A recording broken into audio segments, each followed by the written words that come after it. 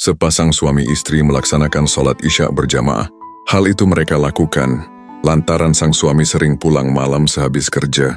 Setelah salam dan doa, sang istri membuka pembicaraan. "Suamiku, boleh saya usul?" "Boleh, wahai istriku," jawab sang suami dengan senyuman.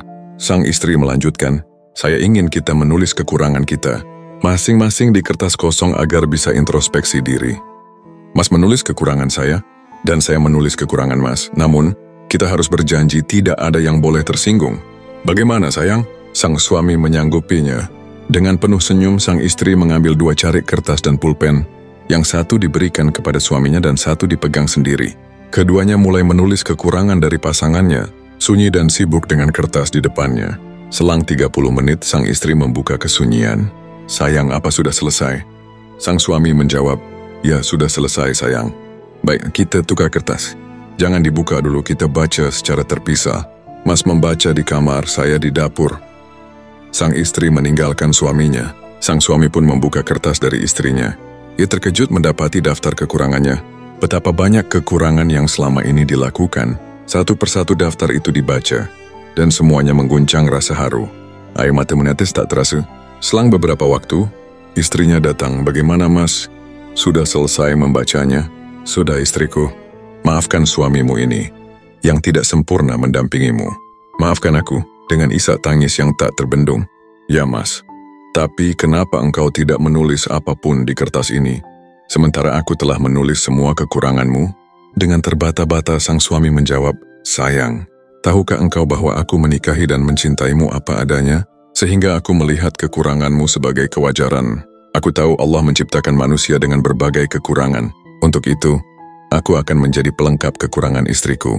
Mendapat jawaban itu, sang istri pun tak sanggup membendung tangisnya.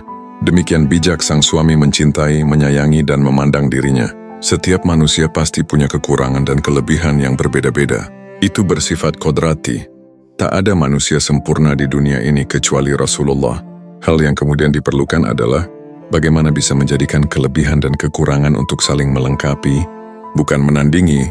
Dalam lingkup keluarga, pasangan kita bukanlah manusia sempurna yang tidak punya kekurangan, apalagi tidak pernah melakukan kesalahan. Rasa sayang dan cinta yang demikian tinggi terhadap pasangan, kita tidak menjamin semuanya berjalan mulus. Ada saat-saat tertentu kita merasa kesal pada pasangan kita, dan juga sebaliknya, semuanya muncul saat dirasa ada kekurangan yang tampak ke permukaan. Dan kita merasa jengkel atau dongkol dengan itu, dan itu bisa terjadi pada pasangan kita. Kata maaf dan memaafkan saat terjadi kesalahan pada pasangan memang bisa menyelesaikan masalah. Akan tetapi, jika hal itu terjadi terus-menerus dengan kesalahan yang sama, bisa jadi bukan menyelesaikan masalah, justru menumpuk masalah. Ada batas kesabaran yang justru mengancam hubungan suami istri. Banyak terjadi hubungan suami istri terganggu disebabkan sifat egois. Bisanya menuntut tapi tidak sadar dan sabar untuk memberi. Sering mempermasalahkan kekurangan pasangan, tanpa sadar ada kekurangan pada diri yang bisa dilengkapi oleh kelebihan pasangan. Sikap inilah yang kemudian memicu pertengkaran, dan bahkan bisa berakhir perceraian. Untuk itu, diperlukan kesadaran bahwa setiap orang memiliki kekurangan dan kelebihan, termasuk diri kita. Tidak hanya mempersoalkan kekurangan, melainkan pula kelebihannya. Tidak hanya menyadari kelebihan diri kita, tapi juga mengakui kelebihan pasangan. Dengan demikian, tergantung cara pandang kekurangan dan kelebihan masing-masing.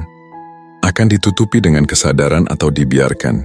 Hanya kemudian, kebanyakan yang dipersoalkan hanya kekurangan pada pasangan saja, tanpa menyadari kekurangan diri dan kelebihan pasangan. Bisa jadi kita lebih mudah merasa kecewa dengan kekurangan pasangan, karena berharap terlalu tinggi. Hal itu karena kita tidak sadar terhadap batas kemampuan pasangan kita. Justru mungkin juga karena kita tidak sadar diri dengan kekurangan yang dimiliki sehingga mengharap terlalu besar terhadap pasangan agar bisa memperlakukan kita sesuai harapan. Dengan demikian, kata kuncinya adalah ada pada rasa sadar. Untuk hal ini, memupuk kesadaran diri sendiri tentunya lebih baik daripada mencari tahu cara untuk menyadarkan pasangan.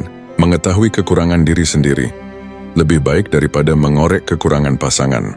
Seringkali kita mengeluhkan sikap tidak enak pada pasangan, tetapi dengan egois tidak menyadari bahwa pasangan kita juga mengeluh atas tindakan kita.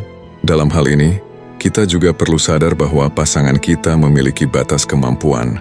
dan mengharap terlalu tinggi padanya dapat melahirkan kekecewaan. Bisa jadi, ketidaksadaran atas batas kemampuan. Pasangan adalah kekurangan pada kita yang tidak disadari. Inilah yang kemudian melahirkan sikap penghakiman tanpa disadari bahwa sejatinya kita yang harus dihakimi atas kekurangan kita. Untuk itu, kita perlu menjadikan pasangan kita sebagai cermin tempat mengaca dan mengetahui diri kita sebenarnya. Ketika terlihat ada kekurangan, perlu melihat kekurangan pada diri kita. Dari pandangan itulah, nantinya akan ada perbaikan dan perubahan untuk menghilangkan apa yang dianggap sebagai kekurangan. Jika memang sudah dihilangkan, menerima apa adanya menjadi sikap terakhir. Hal terpenting adalah ketika pernikahan berlangsung, kedua mempelai harus sanggup menerima apa adanya pada pasangan. Bukan hanya kelebihan tetapi juga kekurangannya. Inilah sikap yang diterapkan oleh sang suami dalam ilustrasi kisah tadi. Pada akhirnya, sang istri melihat kelebihan sikap pada suaminya. Pada intinya, kelebihan dan kekurangan adalah kodrati yang pasti terjadi dan tidak berpengaruh buruk pada hubungan rumah tangga. Keduanya bisa saling melengkapi, bukan menandingi. Jika kemudian berpengaruh buruk, berarti hanya ada pada sikap dan pandang yang diterapkan. Wallahu a'lam.